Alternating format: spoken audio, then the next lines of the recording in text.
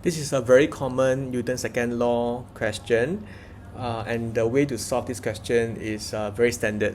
So, first up, the question helps us actually by asking us to determine the mass of the objects. We are given the weight of the object, so we have to just do a simple conversion, use the formula W equals mg to convert the weights of 61 newtons into the mass of 6.1 kilograms.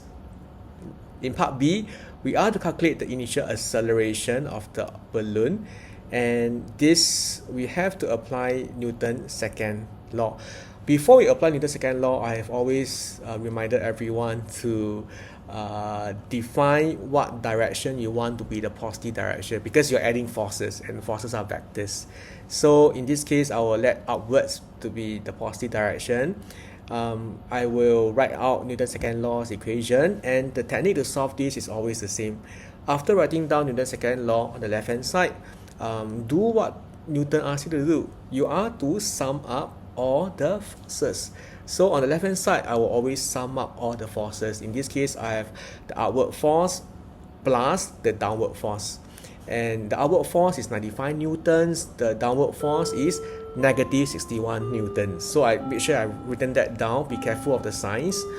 On the right hand side is always the same technique also. Just if you know the mass, plug it in, 6.1 kilograms, and with that you can easily calculate the acceleration to be positive 5.6 meter per second squared. Now in part C, we look at the weather balloon as it encounters air resistance. So this question is about moving with air resistance. So in part 1, you are to suggest two factors that affects the air resistance.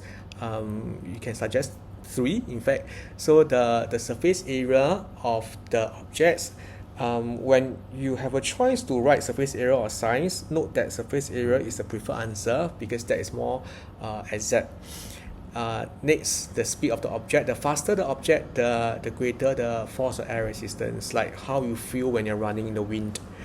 And lastly, the density of air. The more dense the air, the more air particles hit the moving object. So this will result in a greater air resistant force. So any of these two will be can be written.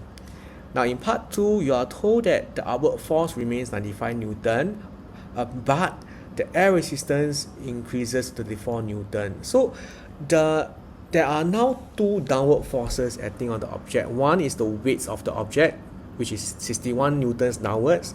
Second is the downwards air resistant force, because the object is moving up, so the resistant force is downwards. So if you sum these two downward forces up, you get 95 newtons, which is exactly the same as the upwards force of 95 newtons also. So this basically tells us that on this weather balloon, the forces are balanced. Forces are balanced means that there is no resultant force. By Newton's second law, this object will not have any acceleration, zero acceleration, which means in terms of motion, the object will continue moving at a constant velocity.